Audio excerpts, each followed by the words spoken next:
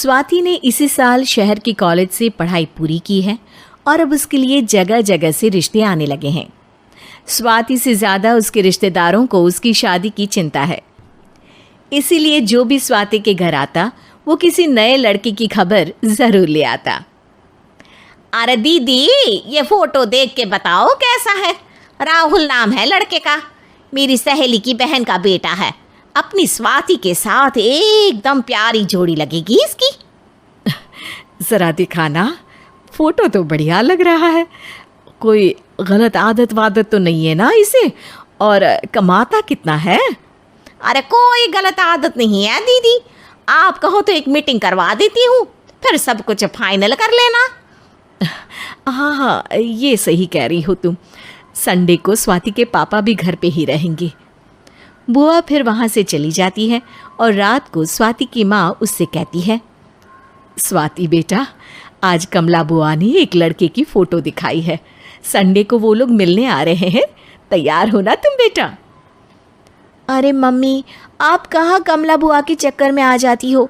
अभी इतनी जल्दी कोई शादी वादी नहीं करनी है मुझे। अरे बेटा, अच्छा लड़का है, बुआ जानती है उसे अच्छे से। हाँ स्वाति बेटा, एक बार मिल तो लो, बाद में देखेंगे आगे क्या करना है। वैसे तो कमला रिश्ता लाई है तो मना करने का तो कोई सवाल ही नहीं उठता। संडे की सुबह होती है और कमला बुआ राहुल और उसके मम्मी पापा को लेकर स्वाति के घर आती है। अरे आइए आइए भाभी, इसे अपना ही घर समझिए। इनसे मिलिए, ये मेरे भैया और ये मेरी भाभी हैं। नमस्ते भाभी जी, ये है हमारा लड़का राहुल, सरकारी नौकरी की तैयारी कर रहा है ये। वैसे आपकी बेटी कहाँ है? अरे स्वाति बेटा, बाहर आ जाओ। वैसे कितनी पढ़ाई की है स्वाति ने?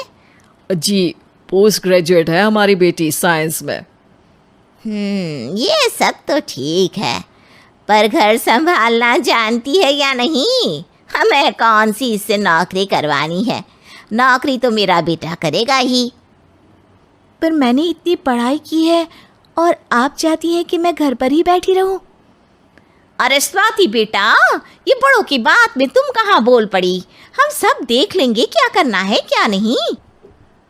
हम तो इसी बात में विश्वास करते हैं कि घर के लड़के घर में ही रहे तो ज़्यादा अच्छा रहता है। वरना भाई साहब, आप तो आजकल के हाल जानते ही हैं, कितनी घटनाएं होने लगी हैं औरतों के खिलाफ। स्वाति बेटा, रसोई का काम तो पूरा जानती हो ना? शादी के बाद तुम्हें ही संभालना है वो सब। अरे बहुत अच्छा खाना बनाती है ये, आप सब लोग इसकी तारीफ करते नहीं थकेंगे। लो भाई, हो गई मीटिंग, अब शादी की तारीख फाइनल कर लेते हैं, क्यों भैया? भाई, हम तो पंडित जी से चर्चा करने के बाद ही तारीख फाइनल करेंगे। सालों से हम उनकी बातें मानते हुए आ रहे हैं। लड़के वाले और कमला बुआ की बातें सुनकर स्वाति एकदम नाराज़ हो जाती है और उसे लगने लगता है कि शादी के बाद उसे घर पर ही बैठना पड़ेगा। लेकिन घर वालों के आगे उसकी एक नहीं चलती और उसे शादी के लिए हाँ कहना पड़ता है। शादी का दिन आ जाता है और सब मंडप में जमा होते हैं।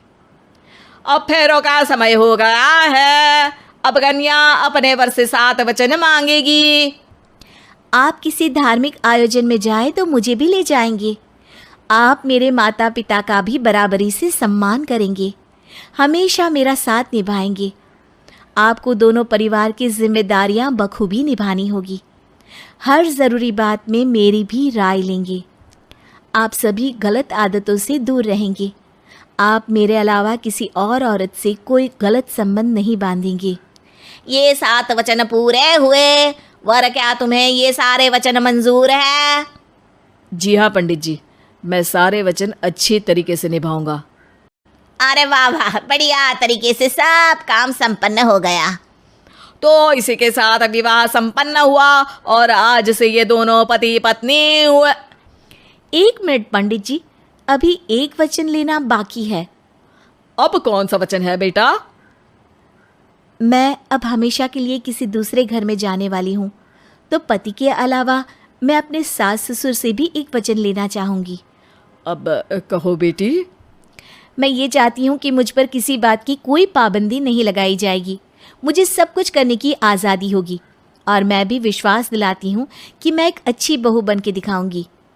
स्वाति की बात सुनकर उसके सास ससुर एकदम चौंक जाते हैं और कुछ बोल नहीं पाते कि उतने में कमला बुआ बोल पड़ती है। अरे बेटा, ये भी कोई कहने की बात है? रानी बन के रहोगी तुम तो। वचन देने से पहले सोच लीजिए, क्योंकि शास्त्रों में वचन ना निभाने वालों के लिए नरक से भी बदतर सजा लिखी है।